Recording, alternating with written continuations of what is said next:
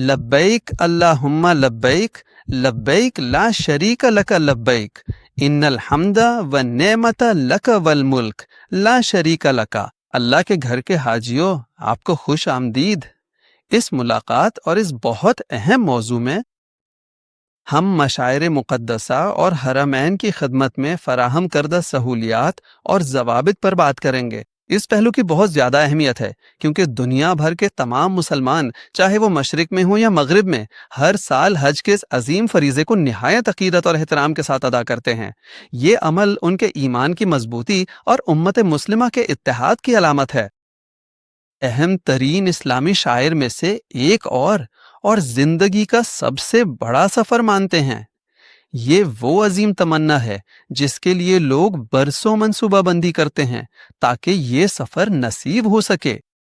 پھر اس سفر کے دوران حاجی کی کوشش ہوتی ہے کہ یہ پرامن اور اطمینان بخش ہو، اور یہ ملک سعودی عرب بہترین خدمات فراہم کرنے کی کوشش کرتا ہے تاکہ مناسک کی ادائیگی میں آسانی اور سہولت یقینی بنائی جا سکے۔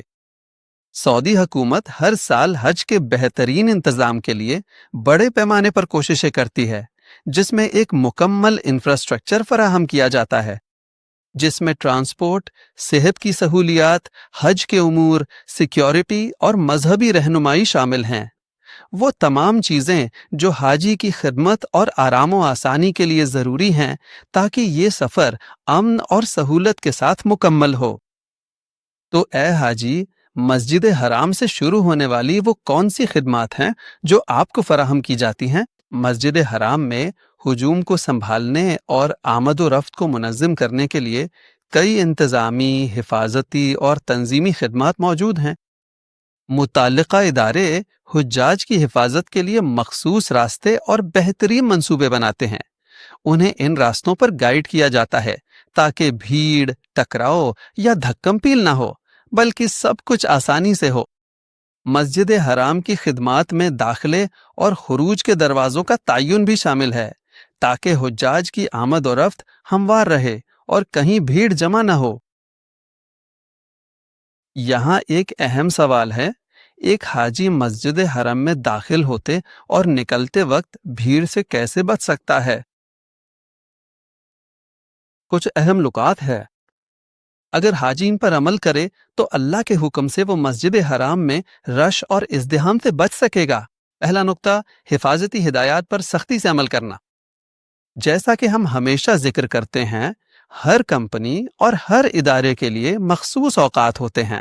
مثال کے طور پر طواف افاضہ کب کرنا ہے، سعی کے لیے کب جانا ہے، طواف وداع کے لیے کب جانا ہے، یا حج سے متعلق دیگر تمام امور کے لیے۔ ایک چیز یہ ہے کہ اگر آپ اکیلے جا رہے ہیں تو عبادت کے لیے مناسب وقت کا انتخاب کریں تاکہ آپ یہ عبادت اپنے لیے آسانی اور سہولت کے ساتھ ادا کر سکیں، پہلے اپنے لیے اور پھر ان مسلمانوں کے لیے جو اس جگہ موجود ہوں گے۔ پھر مخصوص راستوں کا استعمال کریں تاکہ آپ ہجوم یا ان علاقوں میں نہ پھنسیں جہاں بہت زیادہ رش ہو اور آپ کو تکلیف پہنچے اور دوسروں کو بھی تکلیف ہو۔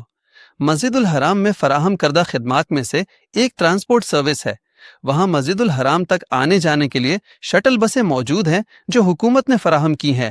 اللہ انہیں اس کا بہترین اجر دے۔ یہ شٹل سروس 24 گھنٹے حجاج کو مسجد حرام لانے اور لے جانے کے لیے کام کرتی ہے۔ ان میں قدی اسٹیشن، باب علی اسٹیشن اور اجیاد اسٹیشن شامل ہیں۔ ان اسٹیشنوں پر 24 گھنٹے گاڑیاں موجود رہتی ہیں۔ یہ شٹل سروس آپ کو مسجد الحرام کے قریب ترین مقام تک پہنچاتی ہے جہاں سے آپ مسجد الحرام میں داخل ہو سکتے ہیں، اور جب آپ باہر نکلیں گے تو اسی جگہ سے آپ واپس اپنے اسٹیشن جا سکتے ہیں جہاں سے آپ آئے تھے۔ آپ کو فراہم کردہ خدمات میں سے ایک، اے حاجی، مسجد الحرام میں ویل چیئر کی سروس ہے۔ بزرگوں اور معذور افراد کی مسجد الحرام کے اندر نقل و حرکت میں مدد کے لیے مفت اور کچھ معاوضے والی ویل چیئرز فراہم کی گئی ہیں، خاص طور پر طواف کے لیے اور سعی کے لیے بھی۔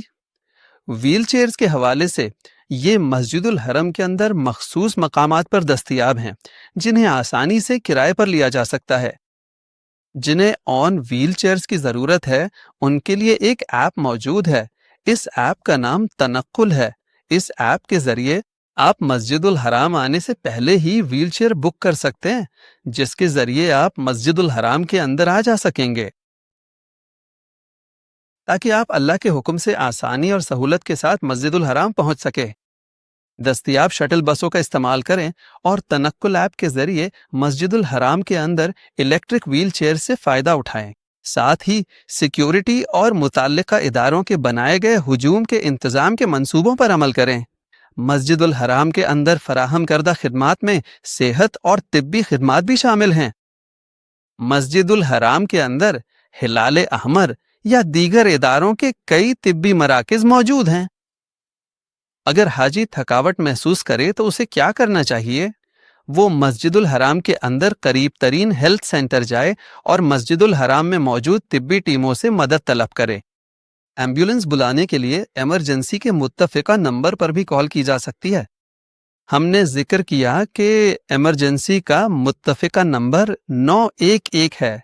सिक्योरिटी और हंगामी खिदमात में इमरजेंसी फोर्सेस शामिल हैं। मस्जिदुल हराम के अंदर हरम सिक्योरिटी फोर्सेस मस्जिदुल हराम की हिफाजत की जिम्मेदार हैं। वो हुज्जाज की नक्लो हरकत को आसान बनाते हैं और स्मार्ट मॉनिटरिंग और सिक्योरिटी कैमरे उनकी निगरानी में होते हैं। ऐ हाजी, आप मस्जिदुल हराम में अपनी हिफाजत कैसे कर सकते हैं? हुजूम से बचें, हिदायत पर अमल करें, सिक्योरिटी एहलकारों को हंगामी हालात की इत्तला दें, सिक्योरिटी इदारों के साथ ताउन करें और हिदायत पर अमल करें। मस्जिदुल हराम में फराहम की जाने वाली खिदमात में अल्लाह के घर के मेहमानों के लिए मजहबी, आगाही और रहनुमाई की खिदमत भी शामिल हैं। और इस सर्विस से फ़ायदा उठाने के लिए अगर मुझे हज या हज के मनासिक से मुतालिक कोई सवाल या पूछगछ करनी हो तो मैं इन सर्विस फराहम करने वालों से राब्ता कर सकता हूँ। सबसे पहले मस्जिदुल हराम के अंदर मजहबी रहनुमा मौजूद हैं, जिन्हें उनके लिबास और शनाख्ती कार्ड से पहचाना जा सकता है कि वो मस्जिदुल हराम के अंदर मौजूद मजहबी रहनुमा हैं।